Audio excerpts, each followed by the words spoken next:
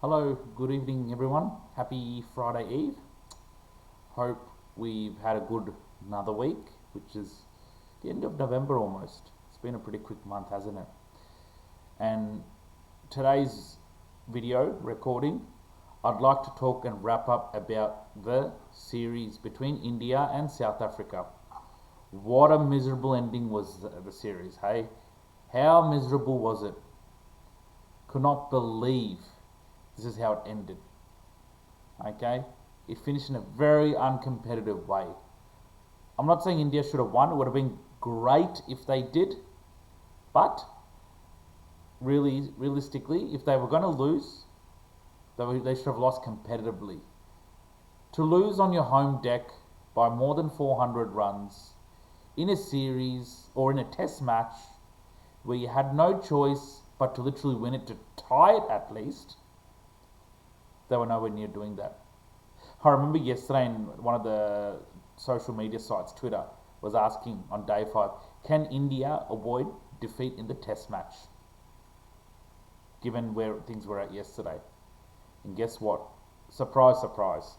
20% of people said yes, 80% of people said no. There we have it. Many of them were not confident they would avoid defeat, because that's where it was heading. Before I get further into this, guys, as I do this at the start of my recording, I'd like to introduce you to my academic tutoring school. So if you look at the top left corner, there's a logo of our academic tutoring school called the Roki School of Excellence. In this tutoring school, we tutor years 5 to 12 mathematics, all levels, group tuitions and private tutoring, so one-on-one, as well as jazz drumming, octopad, which is an electronic percussion instrument, as well as South Indian classical drums, okay, similar to a tabla. If you have a child or if you know of anyone who might be interested, please ask them to contact my wife or myself. We both run the school. My wife looks after the admin and enrollment side of school, whilst I look after the class fees and the teaching syllabus of the school. Wow, a very, very embarrassing way to end a test match in the series for India. Really not good enough. Okay, and let's take a quick breakdown of it. Okay, so I'm going to just go to take a breakdown of it. All right, so what we're going to do, let's pull it up as well as we might. As we see here, South Africa opted to bat first. A very good score in their first innings of 489 all out, and then India couldn't even make anywhere near half of the score, 201 out, all out. Generally, most teams, when they have a first innings lead of more than 200 runs, are entitled to make the team who batted second to follow on or enforce the follow on. However, South Africa decided to bat their second innings rather than make India follow on, and as a result, they made 260 for 5 and they chose to declare, setting India a target of 549 to win. And guess what? Nowhere near was India's second innings score close to the target. Very diabolical and embarrassing performance by the home side in front of their home crowd. Okay, so let's break it down. So South Africa's first innings was really well done. Okay, Senaran Muthuswamy, I've seen him only for the first time, but he really caught my eye, the way he was batting. Fantastic batting, batted with confidence, and really came and took over and steered the game in South Africa's direction to put them in a very commanding position of 489 all out. Okay, everybody else reasonable, probably disappointing. Tristan Stubbs unlucky to miss out on his 50, but that's all right. It didn't matter because it was a good team effort overall. Everyone contributed and played their part to achieving this total score of 489 all out. In reply, India, as disappointing as they might, 201 all out. Not a single person I can highlight here except Yashasvi Jaiswal. He can probably hold his head up high, making a very good 58. And probably Washington Sundar, 48. Unlucky not to get his 50. Everybody else, nah. And if you go to the bowling, Marco Jansen, first time I'm seeing him. And to be honest, guys, this is the first time I'm seeing most of their players. and in South Africa, and boy, they've got some massive talent. Marco Jansen, take a bow, my friend, and Simon Harmer, both really delivered with the ball to ensure that India's total score was nowhere near South Africa's first innings total.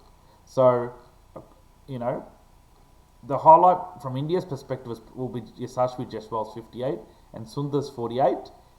But with the bowling, there's more highlights to talk about because Marco Jansen, I think probably it's his first time he has taken 6 wickets.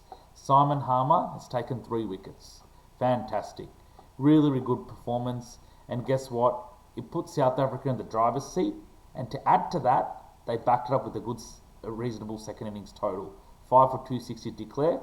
Tristan Stubbs, as unlucky he was in the first innings to not make a 50, unlucky not to make 100. But it doesn't really matter because they made a very good score and they set India a mammoth total of 549 to win. And it's so interesting.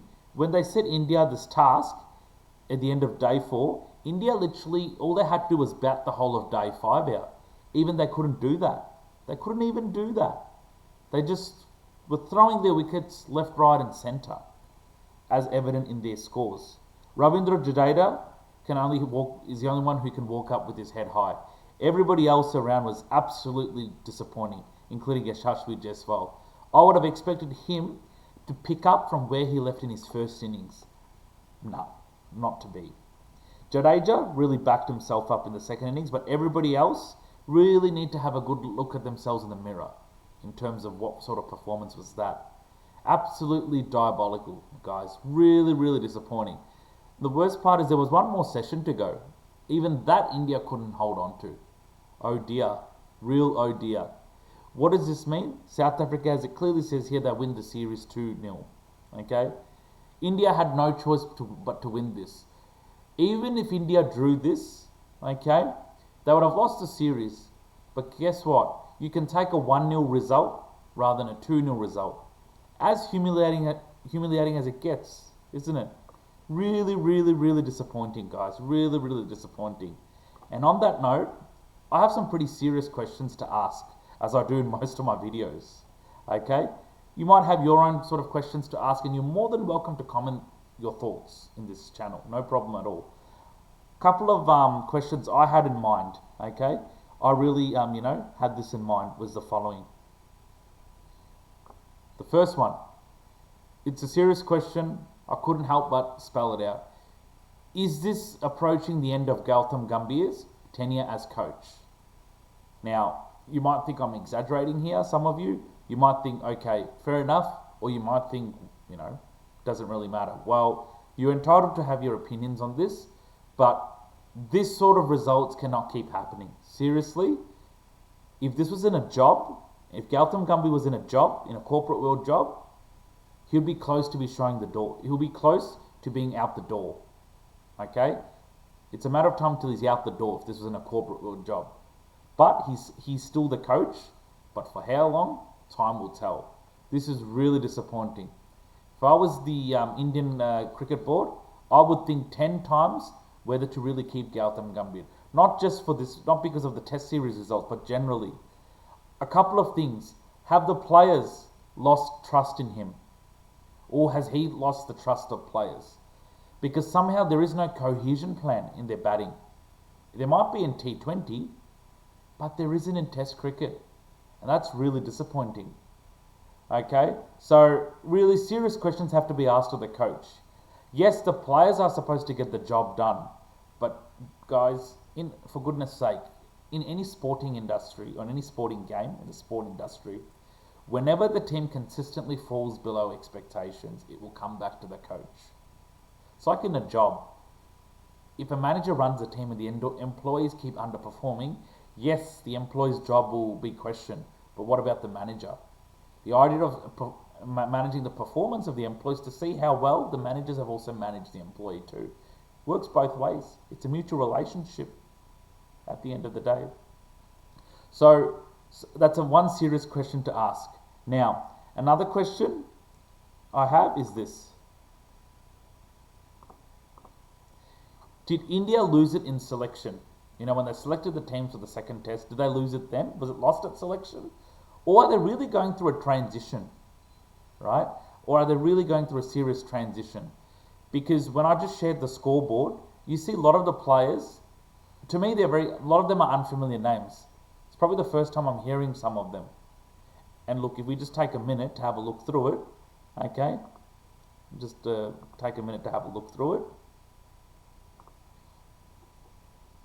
Over here, what was the lineup like? If you see the scorecard, yeah, Dhruv Jurel, Sai Sudarshan. You know, are they going through a transition? Other names look familiar. Why are these new names coming? Are they going through a serious transition with their list? I'm not sure. Because if you look at a lot of the other players, most of them are pretty senior. Jadeja, Rishabh Pant is going to be 29. Bumrah's in his 30s. Siraj is in his 30s. You know, they're not getting younger. So you sort of think, are they going through a bit of transition with their list? Maybe. They could. But there's nothing wrong in that. But if they're really going through a transition in their list, okay, what I would do, it wouldn't hurt, right? It wouldn't really hurt to communicate that in the public, that you're really building the list or going through a transition phase where you're trying to get youthful players. But I'm not sure. That's what I think. And look, I'll only know more when we have more new names coming into the site. I guess that will give me a better indicator. But really, there's a lot of questions to be asked, a lot of alarm bells. If I was in the ICB, Indian Cricket Board, I would be raising some alarm bells here, ringing some. Alarm bells have to ring. Okay, they really have to ring now. They cannot persist with this utter disgraceful cricket from the team. It's not right. A lot is not adding up. There's a lot of missing pieces that make this puzzle good. And will we have the answers to those missing pieces? I hope so, as a spectator, as an observer, as a follower, as a supporter. Time will tell. One of the most disappointing ways to end a series. As humiliating as it gets. Really, really humiliating. I mean, I'm not saying India should have thrashed South Africa. And look, no disrespect to South Africa. They played beautifully. They were the much better team. But India weren't even competitive, close to being competitive. You don't, when you come into the final test of a series, knowing that you literally have no choice but to win it, and you lose it by 400 runs, there are some serious concerns. There are a lot of concerns in the team. Okay? One other question I always thought of was, should Ravi Ashwin have not retired? Could he have stayed for one more year? Personally, when he announced his retirement last year at test level, I felt, if you take aside everything, he still had 1 or 2 good years left in him. He didn't look like slowing down. Of course, one player doesn't make a difference. Maybe if he played in this test, would we talk about a different result? Maybe. I'm not saying India is guaranteed a win, but India would have been a bit more competitive. A player like Ravi Ashwin knows how to make the team competitive with his performance. Yes, it takes 11 players to win a game, not one player. But he can at least, make the result less humiliating. He's a match winner, Ravi Ashwin. If he doesn't have a good day with the bat, he'll have a good day with the ball, and vice versa.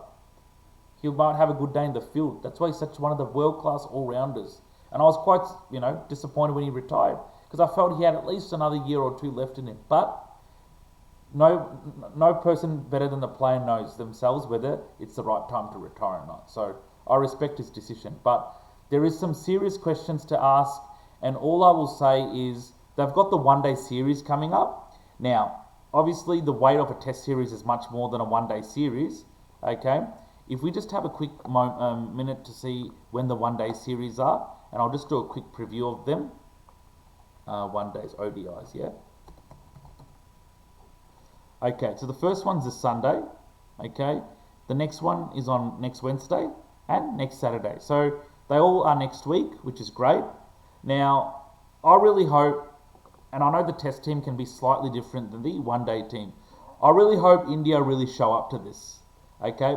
I've enjoyed seeing a lot of these names in their T20, and I really hope they can really take it up, okay? This looks like a much stronger lineup for the test match, but after what I saw in the test, I need to win some assurance, or they need to win me some assurance, India, by playing well in the one days. It's so interesting, guys. India are always favourites to win. This was a similar probability in the previous tests, yet they didn't even play like favourites. India played like real underdogs, and they ensured South Africa played like favourites. I mean, what sort of performance is that? Okay, so I really hope that they turn it around in their one-day cricket. Otherwise, it's going to get very, very difficult. Okay, and I just think Gautam Gambhir, it could be the end of it. It really should be the end of it now. Okay, so I'll leave my video there, guys. Thank you so much for listening in. Please comment your thoughts, opinions, and all in the channel or in this recording. Please feel free to subscribe to this channel if you haven't done so already, and please feel free to circulate it to anyone whom you know might be interested. Okay, enjoy the rest of your Thursday. Have a great week, and I'll speak to you soon. Okay, take care and bye for now.